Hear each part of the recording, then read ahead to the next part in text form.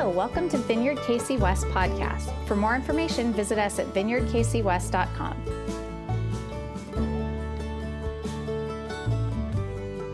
One time when I was a teenager, I had to go into my dad's room. I lived with my dad from the time I was 11 till 18, so I was a bachelor from the time I was 11 to 18, or actually until I married Michelle. So if you wonder what's wrong with me, that's it. You know, getting to do whatever you want starting at 11 years old. Jesus has his hands full. But I went into his room, and I said, "Dad." And then I said nothing, and I said, "Dad." And then literally, it's like he kipped. You know what that is, where you just get up from flat, but he stood straight up on his bed. What's going on? I mean, he was just fully awake. And I was so embarrassed, I just said, I nothing, it's okay. But I was also intrigued. I said, this is kind of like a superpower. And so I tried it again to see if he could do it again. And so a week or so later, I went into his room and while he was sleeping, I said, Dad, what's going on? Just straight up standing on his bed. And he did it again. And then I even brought my best friend once. I said, look, you got to see this. We don't have a cat, we don't have a dog, we don't have a big house, but watch what my dad can do. Just, and when you're fully awake, what's amazing is your senses are fully engaged. Your senses are absolutely there. And that's what our passage kind of pokes us at today, is are we awake? Are we aware of what's really going around us? Are we really seeing what's going on? Or are we just kind of drifting into sleep around us, not paying attention with what's going on? I recently read a tale from ancient India. 4 royal brothers decided each to master a special ability. Time went by and the brothers met to reveal what they had learned. "I have mastered a science," said the first, "by which I can take a bone of some creature and create the flesh that goes with it." "I," said the second, "I know how to grow that creature's skin and hair if there is flesh on its bones." The third said, "I am able to create its limbs if I have the flesh, the skin, and the hair." "And I," concluded the fourth, "know how to give life to that creature if its form is complete." Thereupon the brothers went into the jungle to find a bone so they could demonstrate their specialties. As fate would have it, the bone they found was a lion's. You know what's coming. One added flesh to the bone, the second grew hide and hair, the third completed it with matching limbs, and the fourth gave the lion life. Do you know what's coming?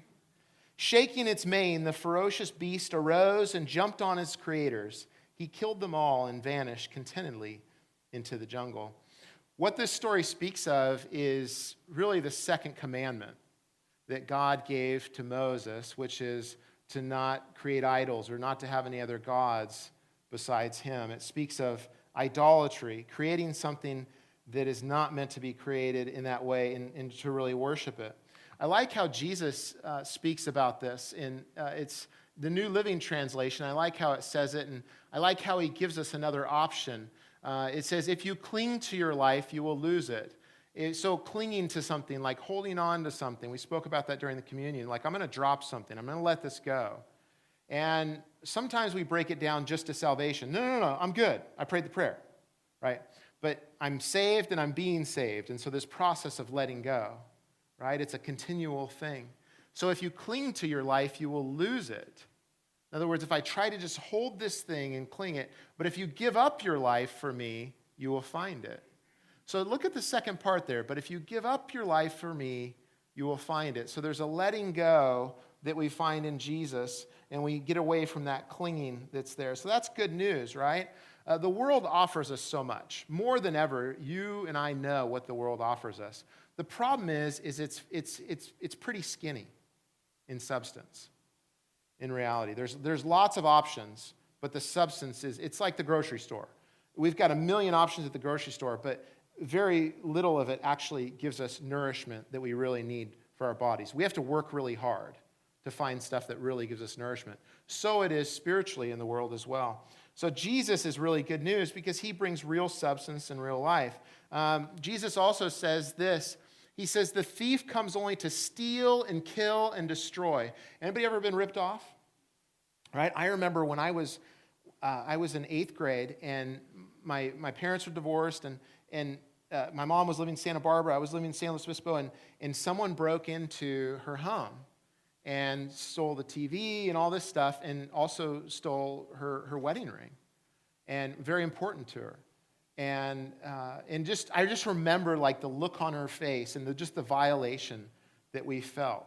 Those were physical things, but then, it still hurts. But then this speaks of like even your very life. Like there's a thief, and that's anything that we really put our trust in, or we trust in besides really Jesus, comes to only to steal and kill and destroy. So Jesus says, though, I have come that they may have life and have it to the full. Like, so fully awake life, fully senses alive life is what Jesus offers us. So here's a real quick review. We're in Acts 17, and we're in Acts chapter 17. And so we've been wandering through the book of Acts, and it starts with the Acts is the unstoppable progress of the gospel of Jesus Christ by the power of the Holy Spirit through his church from Jerusalem to the ends of the earth, right? That's what we're looking at. And it's been going for 2,000 years. And we've watched it kind of spread from Jerusalem. We've watched them work through troubles. We've watched them, go to different areas. And now we're in the stage of the book where we have Paul's missionary journeys. We're on the second missionary journey. If you want to follow along in the New Testament, like the letters to the churches there, like Thessalonians, we're in Europe right now. So if you ever wanted to go to Europe, that's where we are. We're in Europe as he's reaching out to these churches. Let's read together in Acts 17, verse 16. While Paul was waiting for them in Athens, he was greatly distressed to see that the city was full of idols. So he reasoned in the synagogue with both Jews and God-fearing Greeks, as well as in the marketplace day by day with those who happened to be there.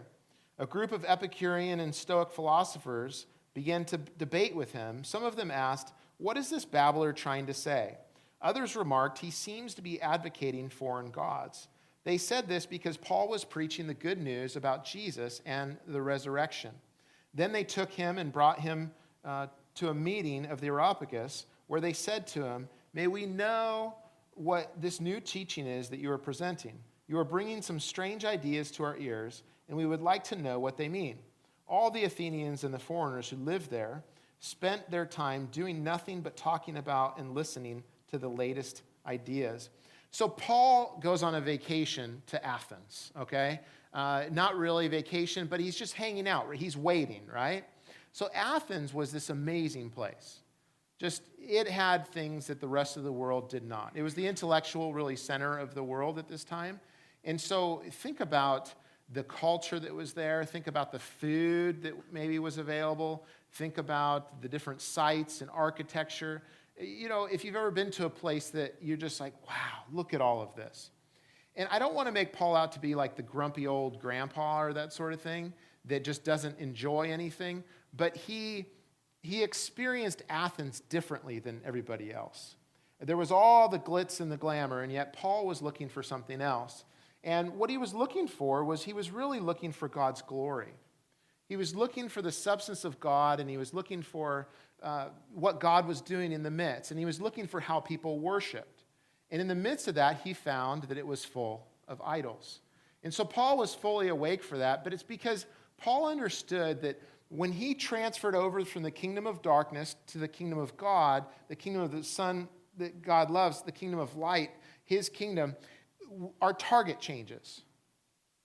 And I think that that's a thing that we struggle with a lot, maybe as Christians, because it's like we hear a lot of times, hey, look, when you die, you get to be in heaven, a good place. It's all heading good. That's absolutely part of it. But it begins now. It absolutely begins now. And so in the way it begins now, and people have said, well, it must begin later. It begins now if you change your target.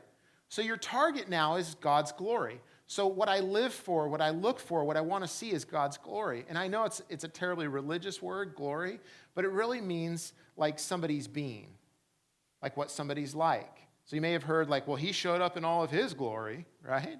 It means what is the person really like? And so if I say that I'm about God's glory, then it means that That's what I want to see. I want things to be like if God was in the room. I want it to be like we're all at God's house. I met a new neighbor last night, and they moved here recently, and they said, oh, you got to, he told me, he said, hey, this, the dog house is down in the basement. You got to come over. I'm like, I got it. He was talking about like that's his sports cave, right? And so he's got this sports cave with all the screens and stuff, and jerseys of players. He's just excited. And, if I go there, then I'm going to experience it as he sets it up. And so when we say we want God's glory, when we're about that, it's like we want things to be like God is here, like it is at God's house, the way things God wants them. So Paul's looking for that as he's walking around here. And in verse 16, what we read is that he was greatly distressed to see that the city was full of idols. And so because Paul is fully awake, he's making sure that he sees things as they are around them. He's able to feel for the kingdom. He's able to feel for God and what's going on. He's able to feel and say, this isn't right. And, today you say, well, people feel that. Typically what you hear if people feel for God's glory, it's like this judgmental thing. It's this moral police thing. And Paul doesn't do that. Because here's the thing. If somebody sees something differently than you and they believe something differently than you telling them that they're wrong does nothing. You telling them that they've missed it does nothing. Try it sometimes. I do it with my kids all the time. I'm like, that didn't help. That didn't work, right? I have all these bad dad moments where, how can I do this better? But we do that with people with what they believe or the way that they live their lives or all sorts of things. It just doesn't help. It's through relationship. So you have to know what is important to people. What do people truly believe? That's what Paul goes after. So he doesn't go after the symptom. He goes after their heart. And that's how you'll always, if you're going to lead somebody to Jesus, you don't go after their symptoms. You don't go after the things that they do, but you go after their heart, which means that you have to truly love them and know them. And that's what Paul does. He spends time with them. So what are idols? What is idolatry? Well, Augustine wrote that idolatry is worshiping anything that ought to be used or using anything that is meant to be worshiped. And also God says this in Isaiah 42, verse 8, I am the Lord, that is my name. I will not give my glory to another or my praise to idols. So if we worship something that's supposed to be used, or we use something that's supposed to be worshiped. So if I'm going to use God, that's also idolatry. In other words, because he's now in my control, I'm going to make him in my image. Now, we can say, I don't know, does this really have to do with today? Like you see in movies like Gladiator, the part he's got his past relatives and then he's got those are his idols, like family idols, and he goes to them. That's how he lives. And you're like, I don't do that. Well, let's try something. Okay, take out your phone. Go ahead and pull it out. Okay. Nobody checked their email or Facebook or anything. We're just doing something together, okay? So you may say, I don't worship my phone, Cody. Come on. Good point, right? I get it. But here's the thing. I would love to do my best like Johnny Ive impression here, but I won't. But it's like from the, for everything, this phone or whatever phone you have, whether it's Android or Windows or Apple or whatever, it doesn't matter. Everything about this phone, from the body, like the way the body's designed, like how it feels when you hold it, to when you open it up, to the apps, to the way it speaks to you, to the tones or everything. Everything is designed to grab your attention and keep your attention. But do you know why? Because that is how everyone that makes the body of the phone, the hardware or the apps or the software, that's how they make money. It's designed to grab and keep your attention. And that's why when you want to know something, you go to your phone. When you have a spare minute, you go to your phone. Many times when you wake up, you go to your phone. Before you go to your bed, you check your phone. Why? Because it has your attention. So let's maybe use attention instead of worship. Because that which has my attention is that which I give myself to. Now, just so you know, obviously, I have a phone. So I'm not, we need to get rid of the phones. But this is meant to be used. But if I make it something that I am giving so much of myself to, and has all my answers, it has too much of my attention. It's becoming something else. It's exiting somewhere where I'm not really wanting to go. So the idols of the nations, Psalm 135:15 says, are silver and gold made by human hands. I worked for a computer company, and this came to me as I'm sitting there, and people are there, and just people rush in and buy it, and it's like you've got the gold one and the silver one, and and I'm like, oh, there we go. And again, it's not that they're bad in themselves, but it's when we give it so much attention, when we give it so much of ourselves, and that we have to have it, it becomes, there are idols of today. And we have all sorts of other things that we could bring up, but that's really how it works. So idols ultimately have to do with creating something in our image. It's creating a God that is how we want it to be. So in other words, it's like this. In the beginning, Cody. In the beginning, Steve. Right? Does that sound like a good story? No, but it's that instead of in the beginning, God. That's the start of idolatry. In other words, any God or anything that is there, it all has to do with supporting me versus someone that I can truly know and is there. Eugene Peterson said this. He said, our lives are not puzzles to be figured out. Rather, we come to God who knows us and reveals to us the truth of our lives. The fundamental mistake is to begin with ourselves and not God. God is the center from which all life develops. If we use our ego or the center from which to plot geometry of our lives, we will live eccentrically. So Paul feels and sees in Athens, he sees what's going on. So what does he do? What is he going to do about this? So what Paul does is he's fully awake and he's able to study and engage the culture for God's glory. So he doesn't circle the wagons. He's like, I got to get out of here. But he studies and he engages the culture. So it says that he reasoned in the synagogue with the Jews, okay? So he has a certain base to go with them. So people that know the scriptures, so is the world today. There's people that were raised like in church, in Christianity, that have walked away and rejected. So you interact with people that have that base differently because they have knowledge. But then there's also, too, those that are in the marketplace, that they have no idea. They have no idea of the Bible or Scripture. And you'll talk about Jesus, and it's just bringing up another name with others. And so he interacted differently with them. But he was able to study and then engage them. And that's our call, too, if we're fully awake. So there was the Epicureans, and the Epicureans were distant. They had, like, the gods were distant. So the gods had no involvement or everything by chance. These are people in the marketplace. So there's people like that today. It's kind of a deist mindset. In other words, there is a God, but he's kind of a great clock. Like he winded this clock that started all of this, and now the clock is just running, and the clockmaker is like on vacation on the beach somewhere. That's kind of just, but even further for the Epicureans. And then also Stoics. So a Stoic is pantheistic, so God is in everything. Sure, God's everywhere. Or fatalism or submission, endurance of pain. It's just like, this is the lot in life. Life is tough, and just kind of trudging along, and just like, this is all that it is going to be. What about people in your life? Many times we're pretty good about the sins that people commit. Like, man, they're bad, that sort of thing. But then what about, what do they truly believe? Like, why do they do what they do? That's important. That's absolutely important.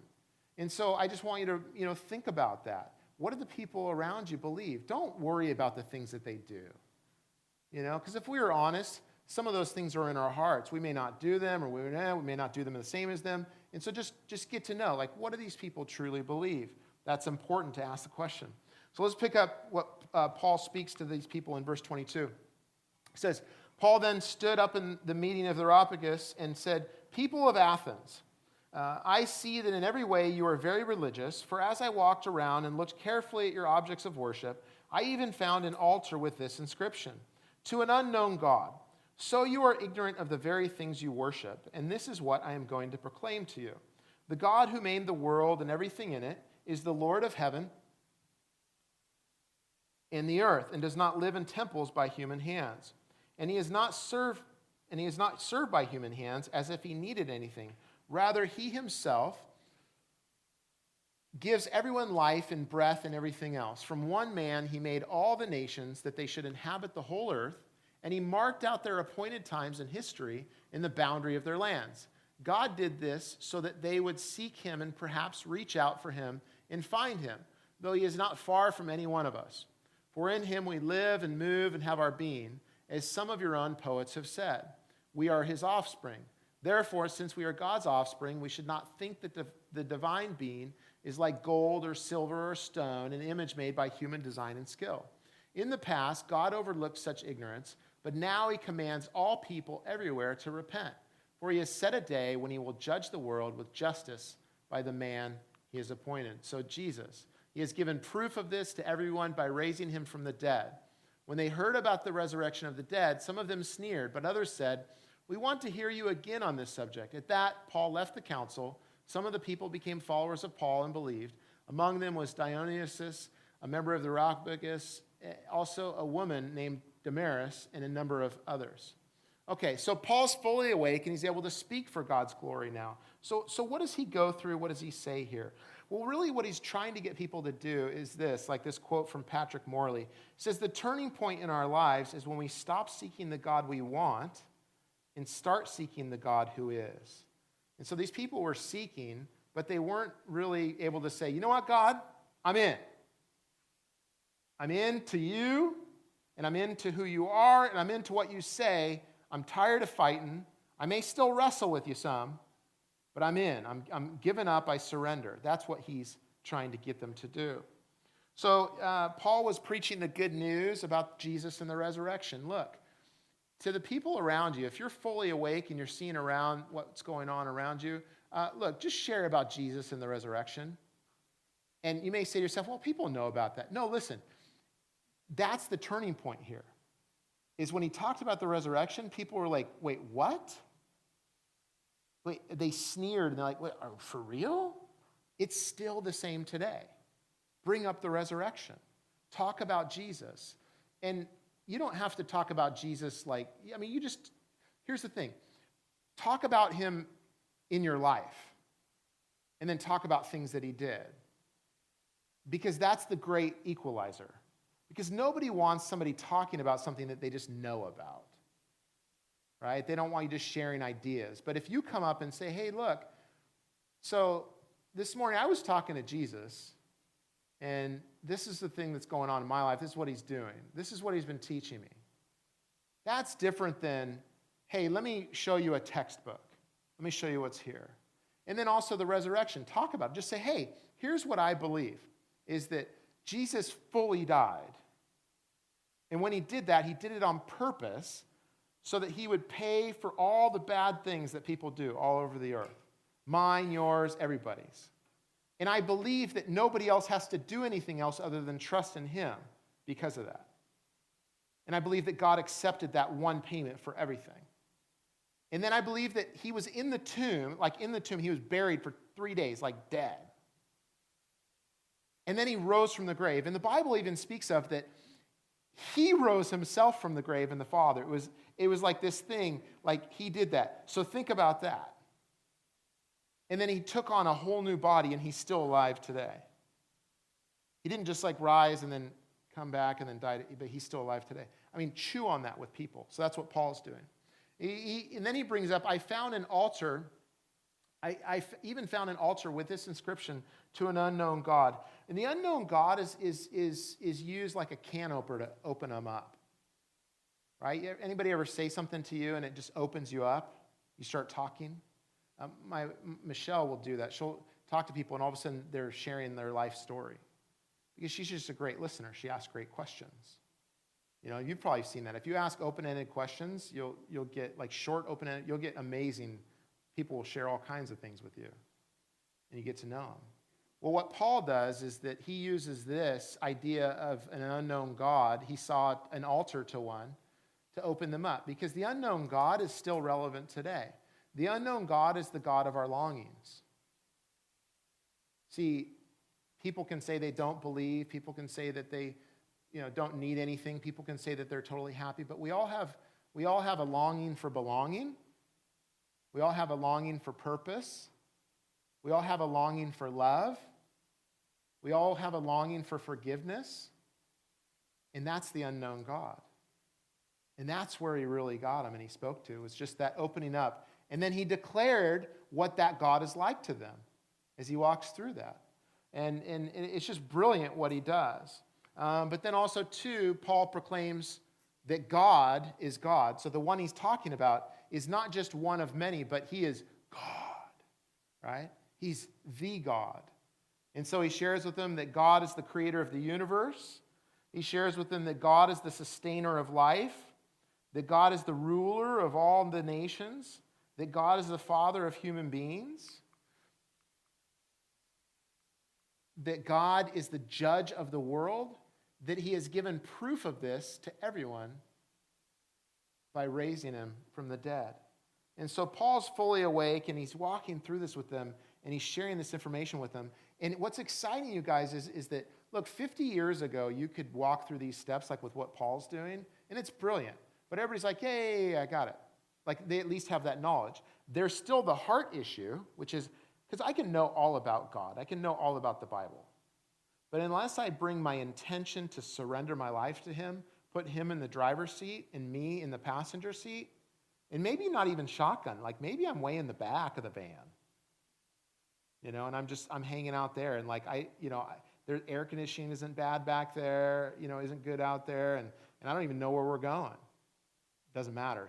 He's driving, right? That's the kind of stuff, like surrendering to that place. And so, fully awake. And then two, what we see with Paul is he's fully awake and able to be present for God's glory.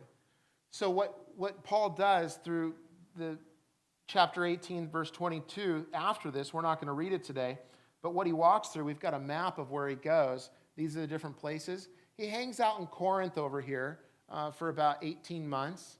And it's a really rebellious city, but he's hanging out there for a while. You can tell by reading the books, 1st and 2nd Corinthians, and they think there's even a third letter that somehow got lost. But they needed some help. And so he hangs out in these different places, but he's present in these places. He's with them, and he trains up people, and he teaches. So Athens, he was really strategic. Athens, it was the intellectual center of the ancient world. Corinth was a great commercial center. And then Ephesus, was really famous for his commerce. So these are the places that he hangs out at. But he had the ability to be present in these places. And know this, that Christian spirituality is about presence.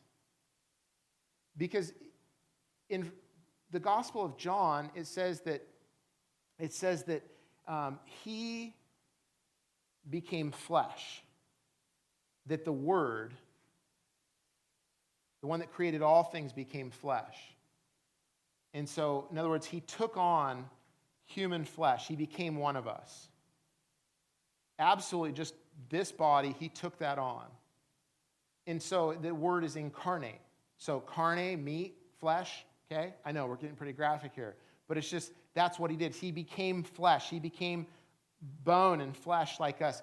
Incarnate, in flesh. One version says that he moved into the neighborhood. Jesus moved into the neighborhood.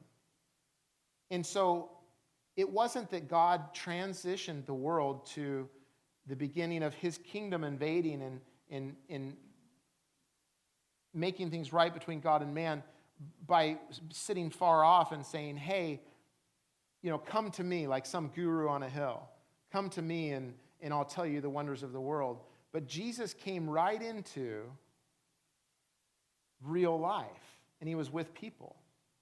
And, the church, anytime that we stop being incarnate, anytime we stop being present, we lose our power.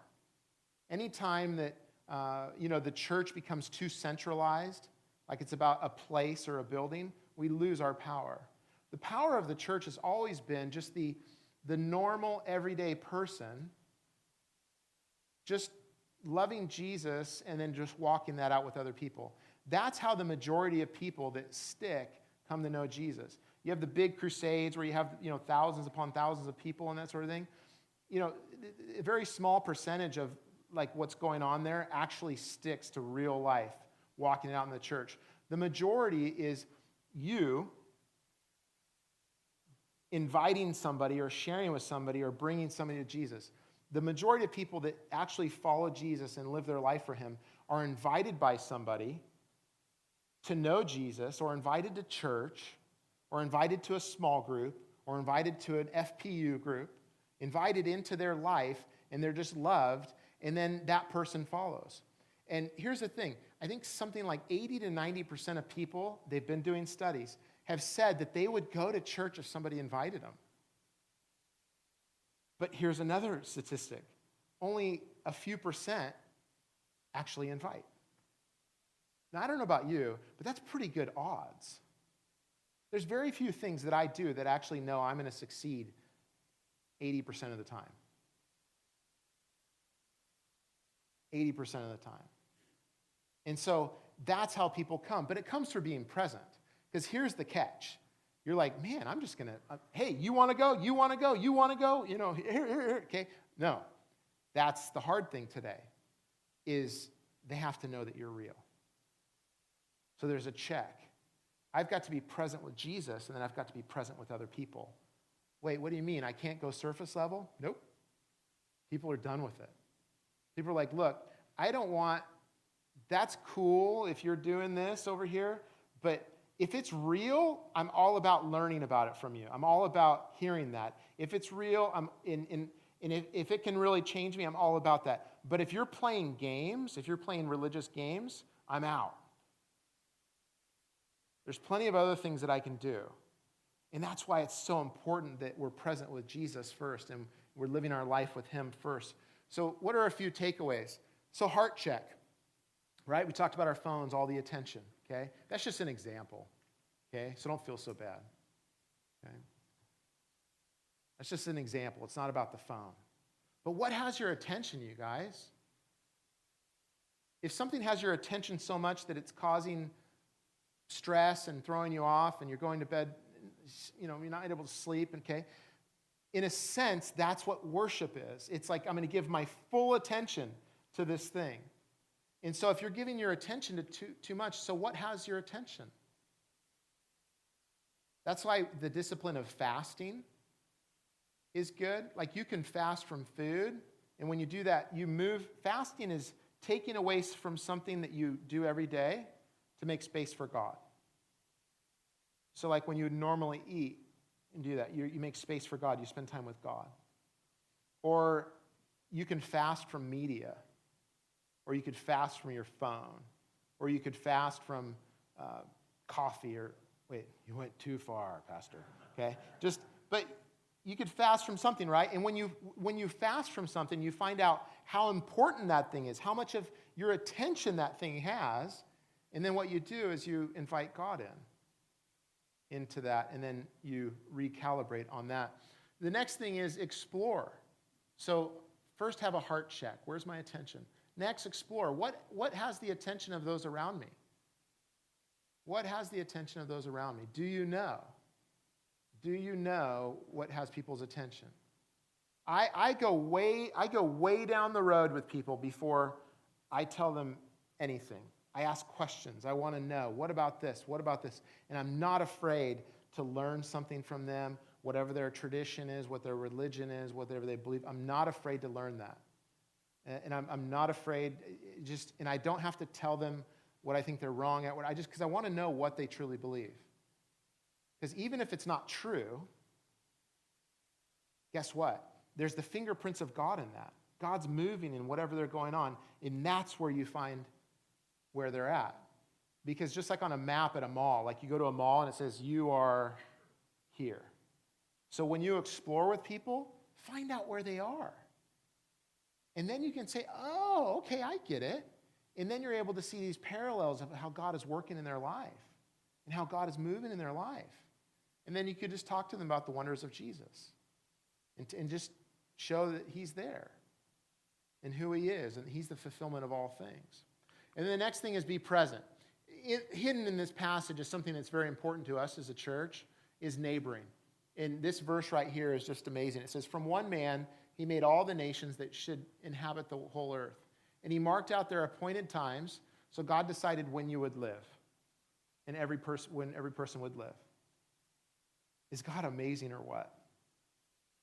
He said, this is when Cody's going to live. And then in the boundaries of their land. You know what that means? It means like what neighborhood I would live in.